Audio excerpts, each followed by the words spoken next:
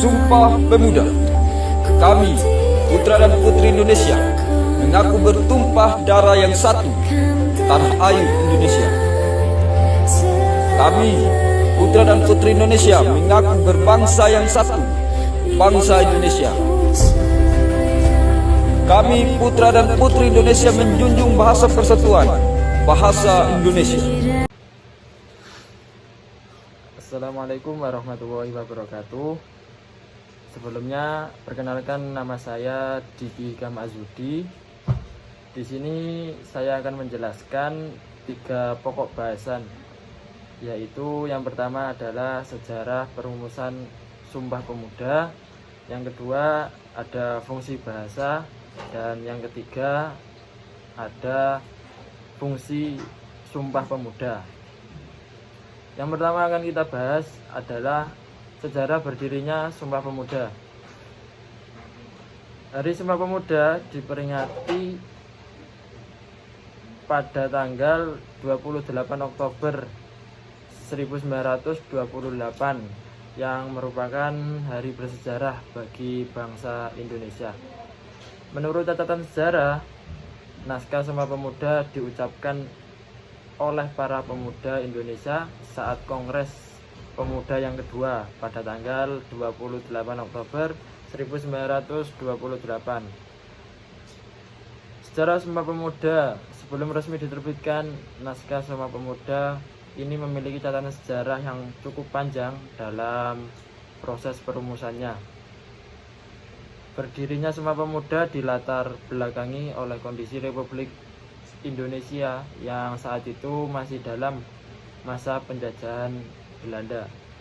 Kemudian para pemuda berinisiatif mendirikan sebuah organisasi yang bernama PPPI pada tahun 1926. Kelompok PPPI ini terdiri dari pemuda terpelajar yang menempuh pendidikan di Stovia, THS, dan juga RHS. Kemudian mereka semuanya mempunyai visi dan misi yang sama, bahwa kawanan penjajah yang mengekang Indonesia bisa disingkirkan dengan kekuatan persatuan dan kesatuan. Kemudian pada tanggal 30 April hingga tanggal 2 Mei 1926 terjadilah Kongres Pemuda yang pertama. Kongres Pemuda yang pertama ini digelar di kawasan Lapangan Banteng, tepatnya di Kota Jakarta, dengan agenda pertemuan kelompok para pemuda Indonesia dalam skala nasional. Kongres pertama ini membahas mengenai strategi hingga gagasan-gagasan pemuda dalam membebaskan diri dari penjajah.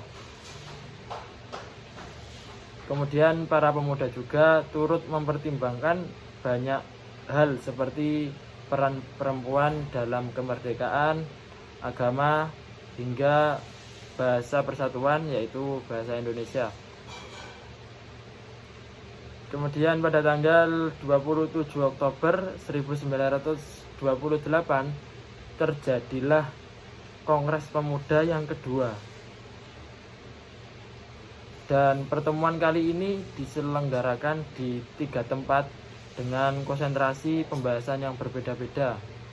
Pada tanggal 27 Oktober 1928, Kongres Pemuda dilaksanakan di Gedung Katolike Jongenlingenbon atau Lapangan Banteng, Jakarta Pusat. Kongres ini mengurai pembahasan soal sejarah, bahasa, hukum adat istiadat, pendidikan, kemanusiaan, dan juga unsur persatuan dan kesatuan. Pada tanggal 28 Oktober 1928, Kongres Pemuda II kembali berlanjut di Gedung Osjava Bioskop dengan pembahasan tentang pendidikan, masih di tanggal sama tetapi berada di tempat yang berbeda, yaitu Gedung Indonesia Club Wiskramat Pembahasan ini sudah lebih mengerucut soal nasionalisme, demokrasi, dan isi rumusan satu visi. Kemudian ada isi Sumpah Pemuda tanggal 28 Oktober 1928 yang diterbitkan usai Kongres Pemuda II. Yang pertama isinya itu, kami putra dan putri Indonesia mengaku bertumpah darah yang satu, tanah Indonesia. Kemudian yang kedua, kami putra dan putri bangsa Indonesia mengaku berbangsa satu, yaitu bangsa Indonesia. Dan yang ketiga, kami putra dan putri Indonesia menjunjung tinggi bahasa persatuan, yaitu bahasa Indonesia. Kemudian makna Sumpah Pemuda. Dengan Sumpah Pemuda, perjuangan rakyat Indonesia tidak lagi bersifat kedaerahan, melainkan sudah menjadi kesatuan yang kuat. Sebelumnya organisasi pemuda berasal dari daerah yang berbeda-beda, bahasa, agama, bangsa, dan juga istiadat dan budaya. Namun mereka memiliki tujuan yang sama, yakni menjadikan Indonesia sebagai negara yang merdeka dan bebas dari segala bentuk perbedaan. Dan Sumpah Pemuda menjadi peristiwa yang sangat istimewa bagi bangsa Indonesia, karena dengan isi yang ada di dalam Sumpah Pemuda menjadi pedoman rasa cinta tanah air, satu bangsa dan satu bahasa, yakni bahasa Indonesia. Kemudian berlanjut pada pokok bahasan yang kedua, yaitu fungsi bahasa Indonesia. Yang pertama, sebagai bahasa nasional, karena Indonesia memiliki banyak sekali pulau dan juga bahasa serta adat istiadat, sehingga bahasa Indonesia sebagai bahasa nasionalisme.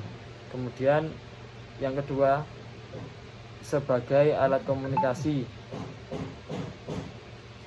Yang ketiga, fungsi bahasa yaitu sebagai alat berintegrasi dan beradaptasi sosial. Dan yang terakhir, ada sebagai alat kontrol sosial, karena bahasa Indonesia mudah diterapkan